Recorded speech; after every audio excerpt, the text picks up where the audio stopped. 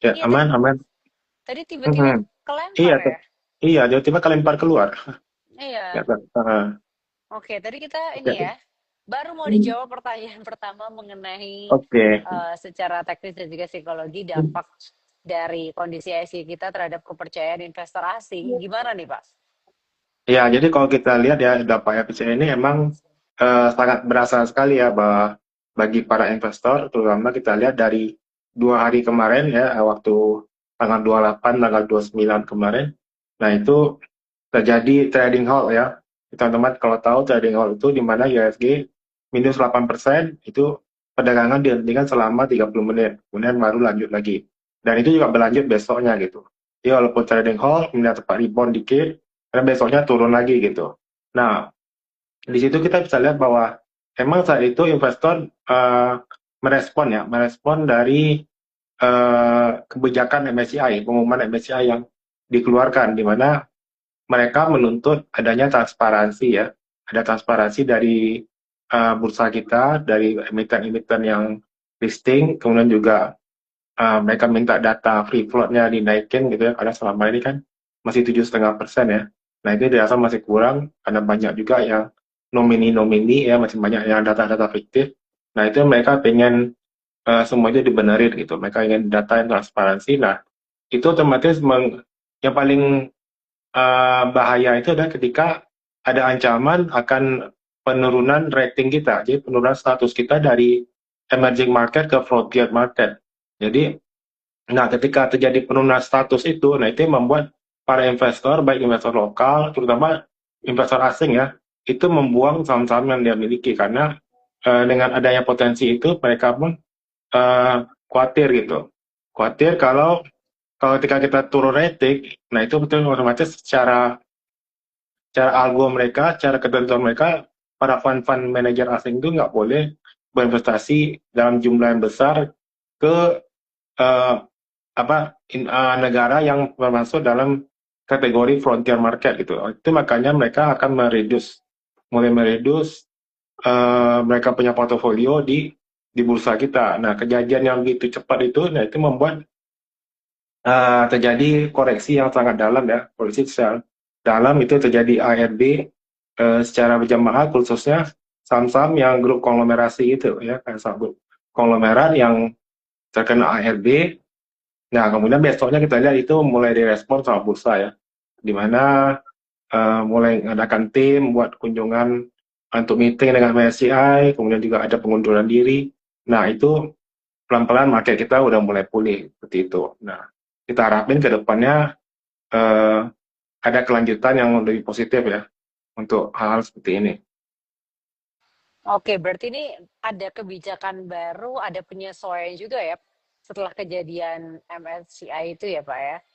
Ya, Nah, jadi sehari setelah itu bursa kita langsung respon ya, terutama OJK yang ngeluarin untuk menaikin batas free float-nya jadi 15%. Nah, kemudian kemarin juga ada aturan bahwa data yang biasa kalau selama ini kan hanya kepemilikan di atas 5% yang dibuka. Nah, sekarang di atas 1% pun udah bisa dibuka. Hmm. oke, dengan adanya perubahan ini apa nih Pak poin yang paling krusial yang harus dipahami oleh investor supaya mereka juga tidak terjebak dengan volatilitas yang mirip kayak gini di masa depan? Ya, jadi yang harus dipahami oleh investor adalah ke depannya ya kita bakal menunggu reaksi dari MSCI gitu. Apakah mereka puas dengan kebijakan yang kita buat karena kita kan udah berusaha untuk memenuhi tuntutan mereka.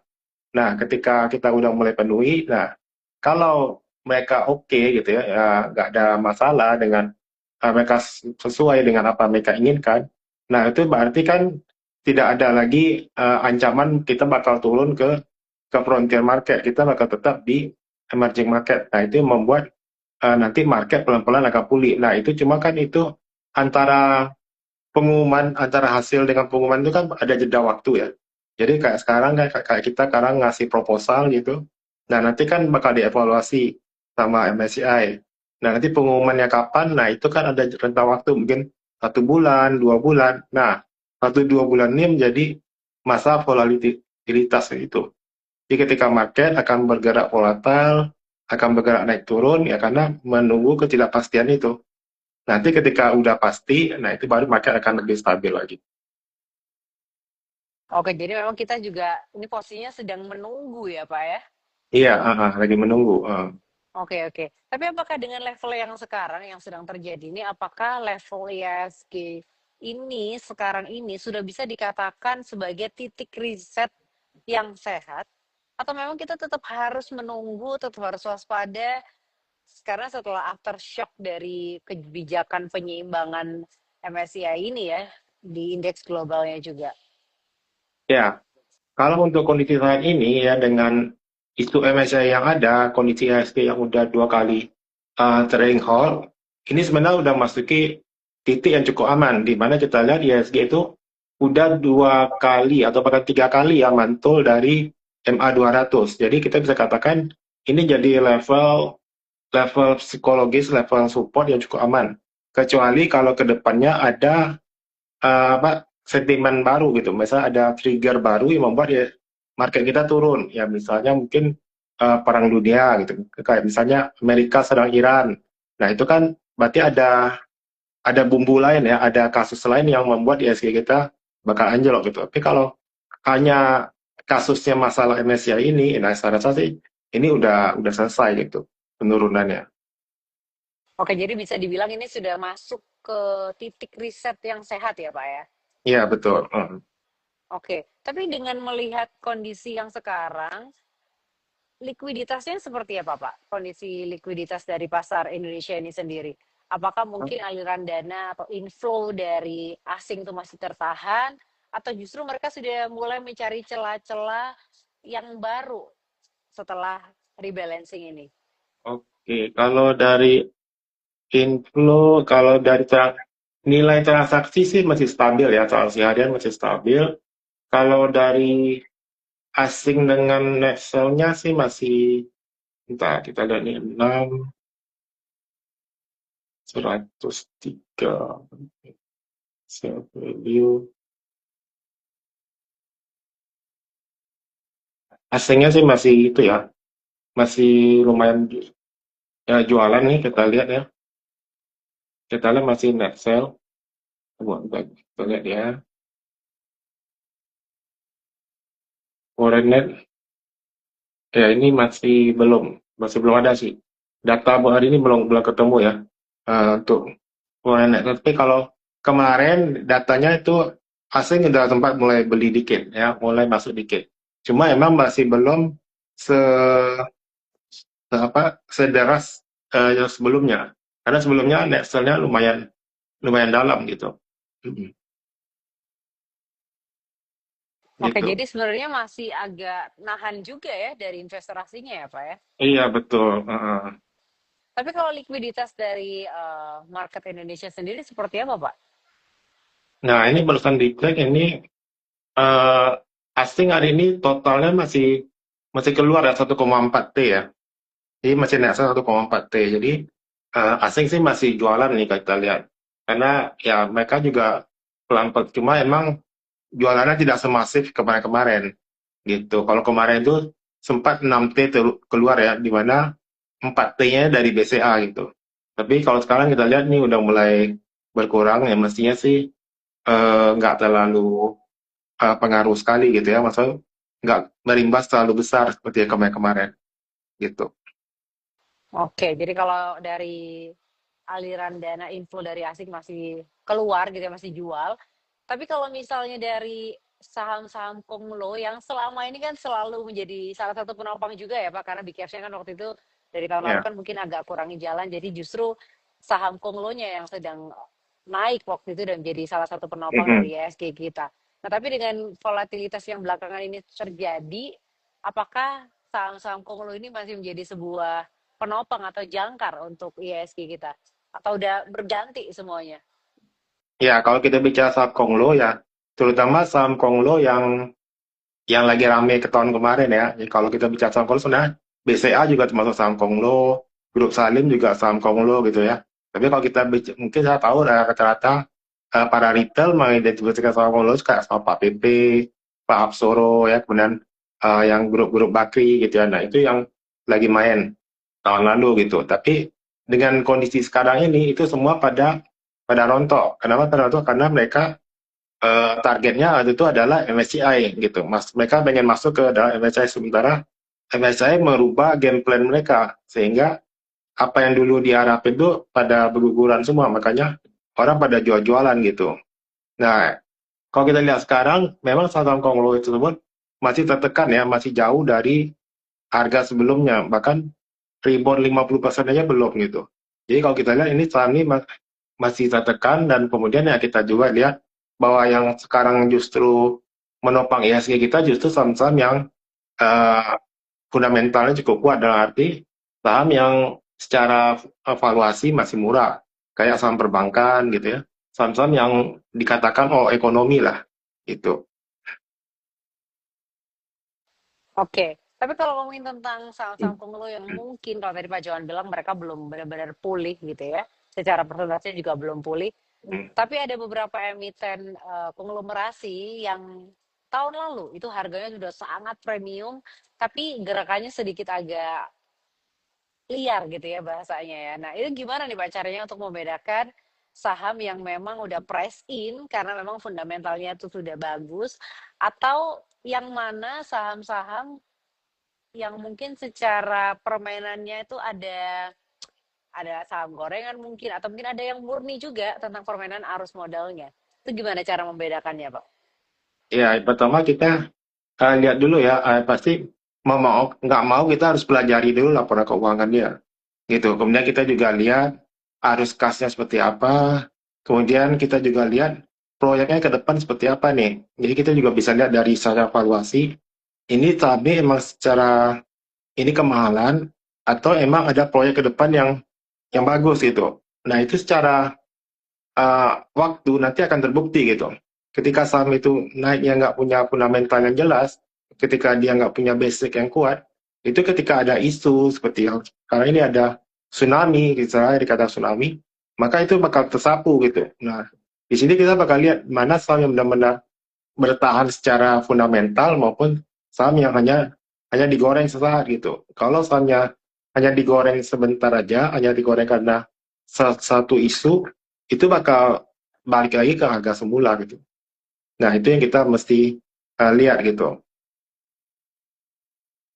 Oke, tapi dari saham-saham konglomerasi yang mungkin tahun lalu tuh lebih ke arah teknologi sama energi ya yang bersinar gitu ya Pak ya. Apakah sekarang ini memasuki tahun ini, memasuki bulan Februari ini, apakah ada tanda-tanda rotasi dari saham konglo teknologi dan juga energi mungkin beralih ke arah tradisional atau mungkin ke arah yang defensif gitu Pak? Ya, kalau Atau mungkin sekarang ini masih kita sama? lihat mulai beralih ke sektor perbankan ya. Perbankan, kemudian juga saham-saham mineral ya, logam kayak emas gitu, emas-emasan. Karena juga harga komoditi emas naik terus ya. Walaupun kemarin sempat turun tajam selama 2 hari kemarin, tapi terakhir kemarin udah mulai rebound lagi, udah mau balik lagi goldnya ke harga 5.000 per ounce US dollar. Nah, jadi kita lihat memang harga saham-saham yang bergerak di bidang logam ya, tambang, kemudian juga mineral. Nah, itu masih memiliki katalis buat naik gitu. Karena dengan segala kejelasan ekonomi yang ada, politik yang memanas, nah itu membuat mereka pada beralih ke safe haven gitu.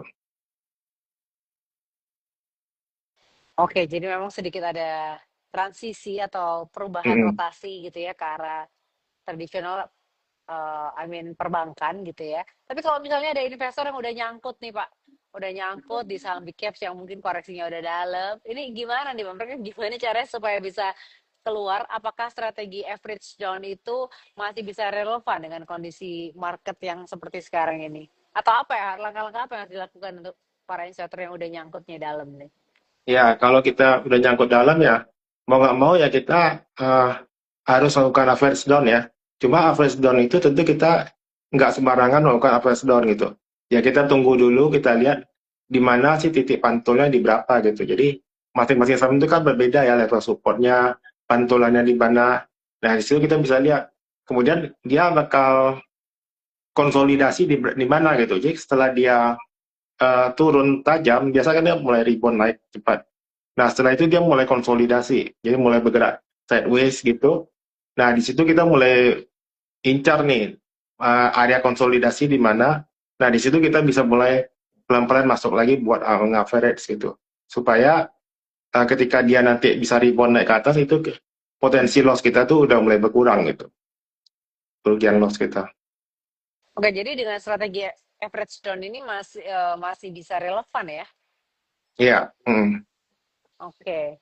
Nah ini tapi kalau ngomongin tentang saham Konglo yang mungkin sudah berubah, kondisi marketnya juga sudah berubah, apakah kira-kira menurut Pak Johan ada perubahan di musim bulan Ramadan ini? Kalau tahun lalu seperti apa, tahun ini kira-kira kan seperti apa nih Pak?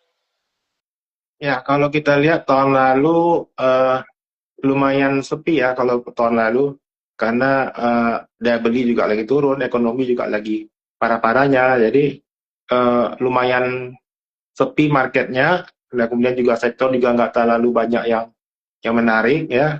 Tapi kalau saya rasa tahun ini cukup beda ya. Kenapa tahun beda ya? Karena yang pertama market kita barusan mengalami riset ya, mengalami riset, volatilitas cukup tinggi sehingga banyak saham-saham yang boleh dikatakan cukup murah secara harga maupun secara koreksinya itu, secara evaluasi.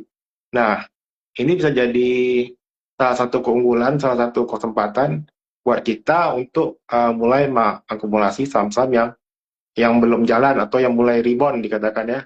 Nah, yang kedua bedanya lagi ya karena ini proyek MBG ini kan udah mulai gencar ya, masih gencar dan terus berjalan gitu walaupun banyak kritik sana sini, banyak diprotes gitu ya, tapi kita lihat ini kan the show must go on gitu ya, terus jalan walaupun kiri kanan diprotes terus, tapi itu terus jalan. Nah, itu juga sedikit banyaknya bisa menggerakkan uh, perekonomian yang ada di bawah-bawah gitu.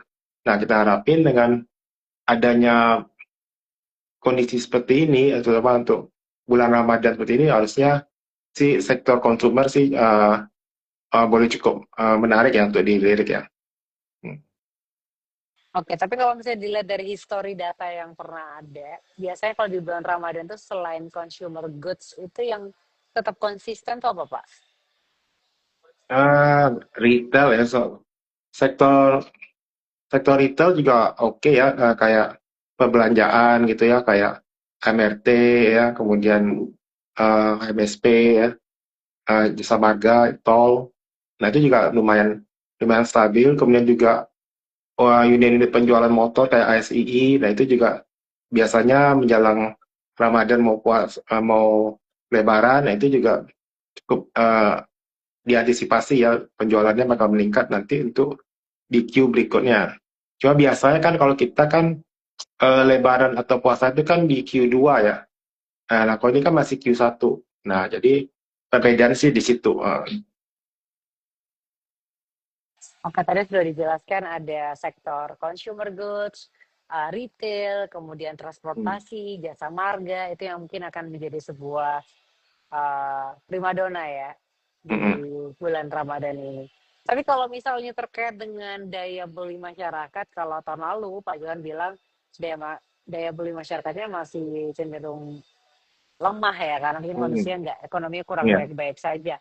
Tapi apakah tahun ini ada perbedaan ekonomi yang membuat daya beli masyarakat tuh makin naik, Pak? Atau sama Nah, aja? sebenarnya sih kalau dibilang membaik sih enggak juga, tapi enggak dibilang jelek kali juga enggak gitu. Karena kita tahu dengan adanya pergantian menteri ya, jadi dengan Pak Purbaya, dapat Purbaya ini efeknya sih cukup lumayan karena dia juga menggelontorkan 200 T ke pasar ya. Cuma walaupun tidak bisa diserap sepenuhnya. Nah, ini mungkin jadi PR lagi buat bank-bank gimana supaya uang ini bisa berputar di ekonomi rakyat gitu supaya ada daya beli, ada bisa menghasilkan sesuatu yang positif buat ekonomi kita gitu. Jadi mesti sih dengan kondisi seperti ini ya mesti sih ada sedikit perubahan yang lebih baik tahun ini dibandingkan dengan tahun dulu. Ada perbaikan dari tahun ini ke tahun dulu. Nah, Mm-mm. biasanya ini kan bulan puasanya tuh sekitar start di tanggal 20 Februari kalau saya nggak salah, gitu ya. Mm-mm. Nah, biasanya pergerakan saham-saham ini tuh mulai bergerak naik itu yang terkait dengan bulan Ramadan ya Pak ya. Tadi seperti yang Pak Jan sudah jelaskan ada consumer goods, ada retail, ada Hmm. transportasi ASI dan juga ada jasa marga. Biasanya mulai naik tuh di minggu keberapa nih? Apakah seminggu menjelang lebarannya atau mulai memasuki bulan puasa sudah mulai terlihat arah Ya, naiknya? biasa sih di 2 minggu awal sih udah mulai kelihatan ya. 2 minggu awal, kemudian masuk minggu ketiga. Kalau udah masuk minggu keempat sih udah cenderung sepi ya. Bahkan eh, cenderung apa sih eh, agak slow gitu ya marketnya. Jadi kalau yang biasanya sih yang awal-awal sih yang bakal lebih bergerak ya saham-sahamnya. Mungkin di 2 minggu awal. Hmm. Oke.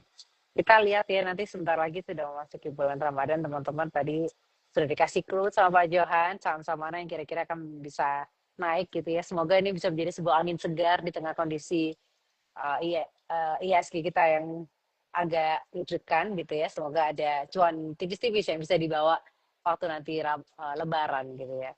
Dan ini ada pertanyaan Pak terkait dengan Hmm. saham gorengan. Ini pertanyaan dari Rai Logimin.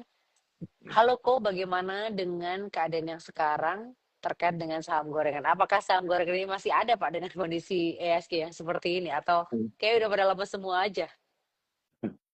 Ya, sebenarnya definisi gorengan ini kan kita harus harus jelas dulu ya, apa sih maksud dengan saham gorengan gitu.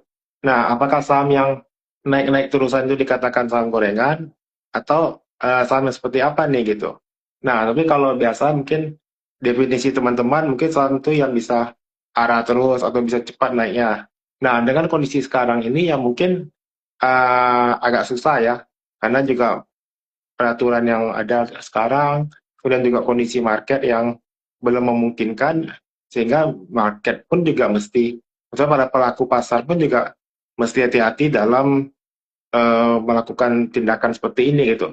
Apalagi kita lihat ini barusan ada penetapan Baris Krim udah mulai bertindak ya, mulai lakukan penyelidikan ke Sinan Sekuritas, kemudian juga ada penetapan tersangka, dan itu teman-teman bisa baca beritanya.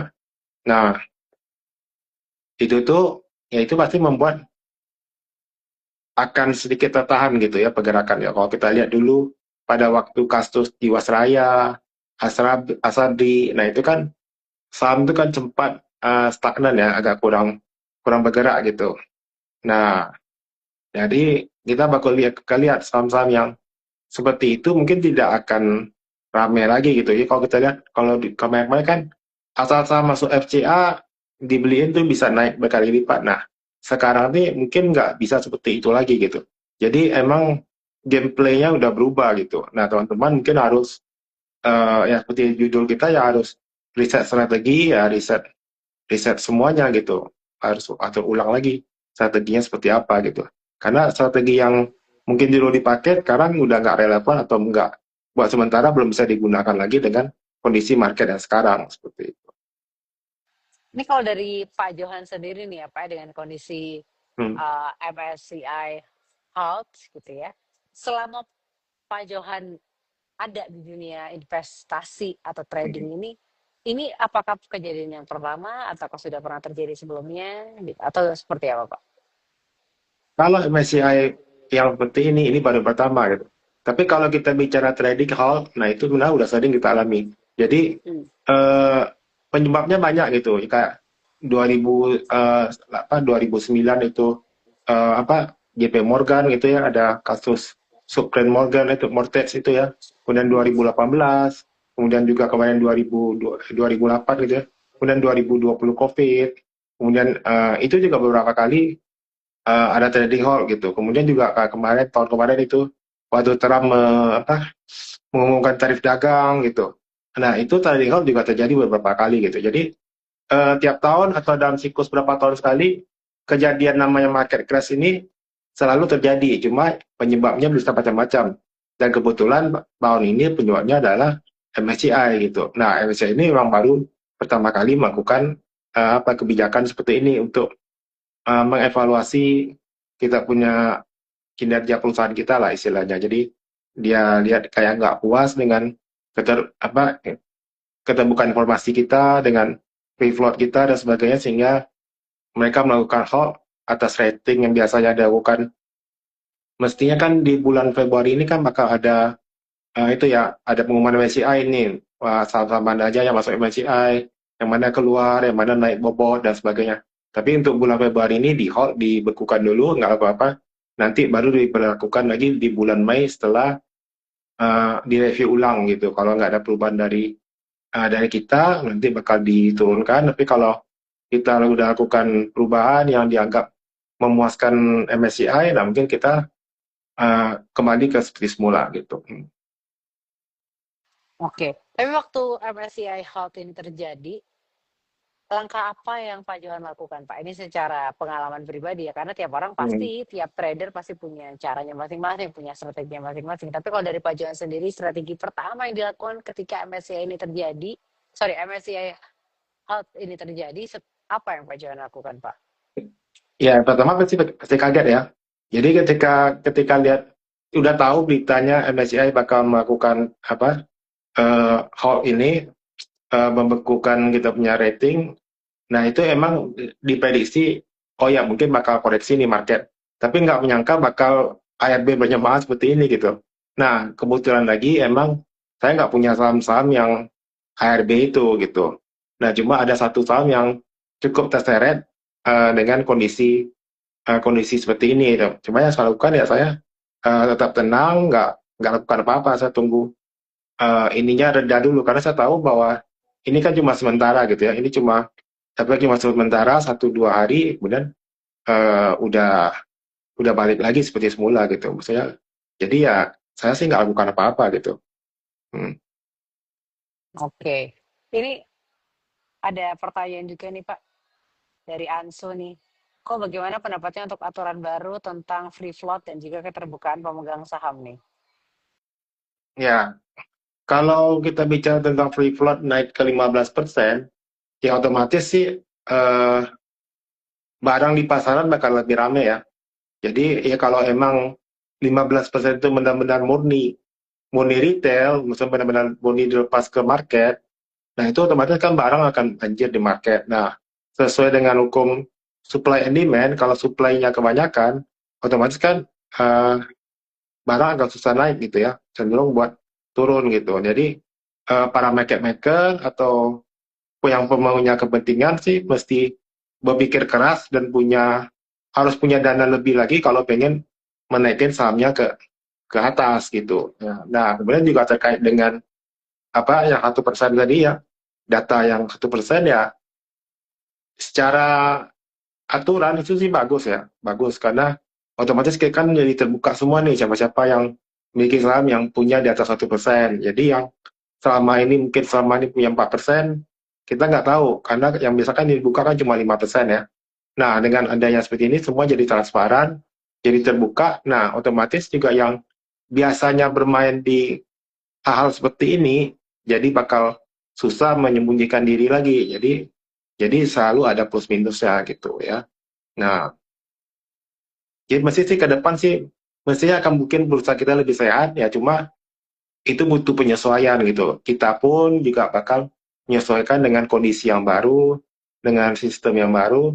Nah, kita bakal lihat gimana sih pergerakan market dengan kondisi seperti ini gitu. Oke, itu dia pendapat Pak Johan mengenai aturan baru tentang free float ya, dan juga keterbukaan pemegang saham.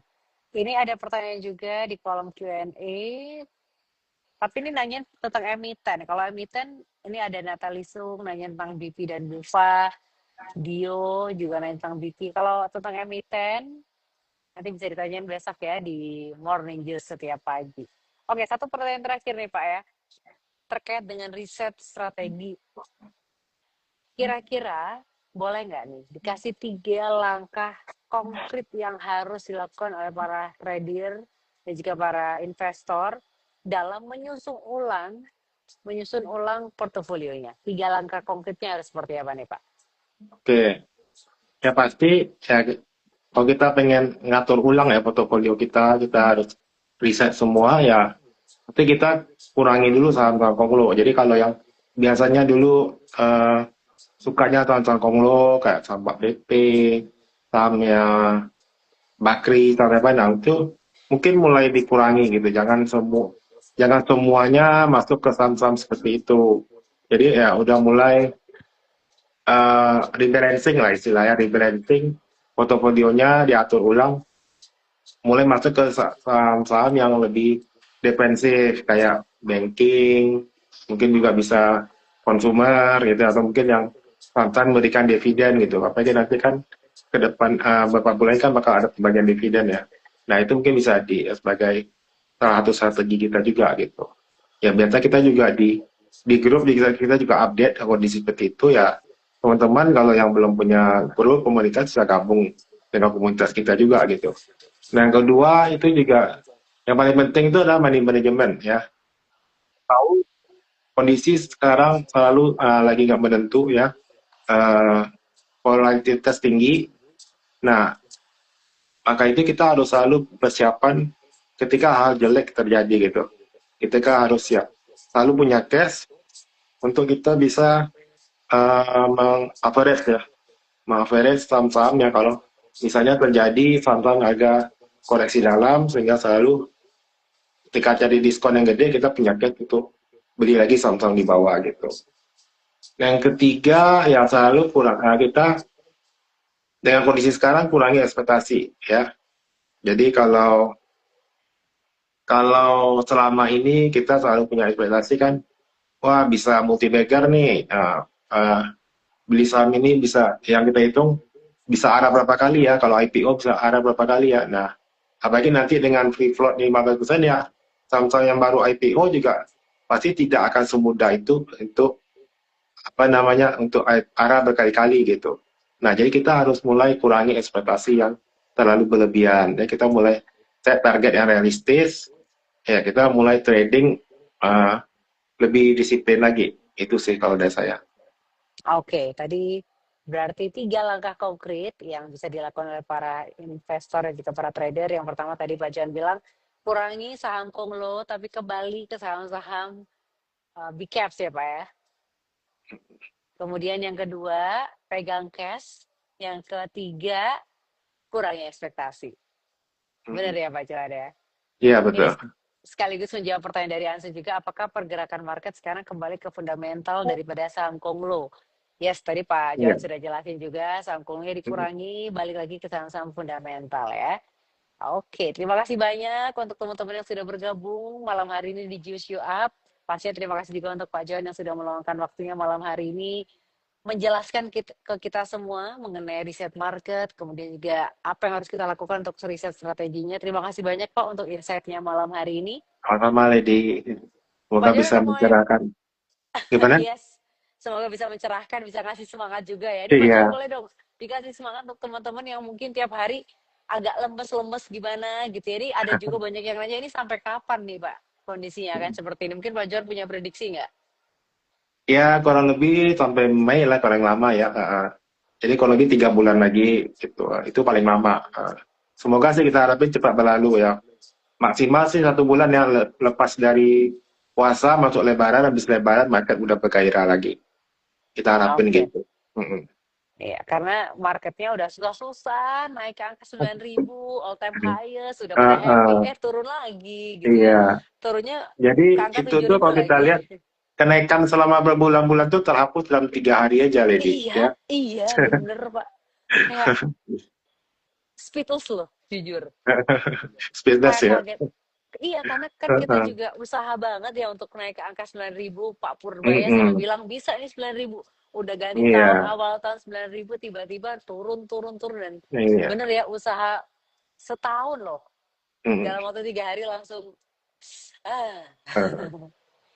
Uh, Oke. Jadi tetap semangat ya untuk teman-teman semuanya. Nanti semoga di bulan Maret ini selama 3 bulan ini menjadi sebuah refleksi juga untuk kita semua. Supaya nanti setelah bulan Maret langsung bisa gas lagi ya Pak ya. Amin. Oke, kalau gitu terima kasih banyak sekali lagi Pak Johan dan juga teman-teman YB yang sudah bergabung malam hari ini. Akhir kata saya Lady Lia pamit, Pak Johan juga pamit. Terima kasih semuanya, selamat malam. Malam.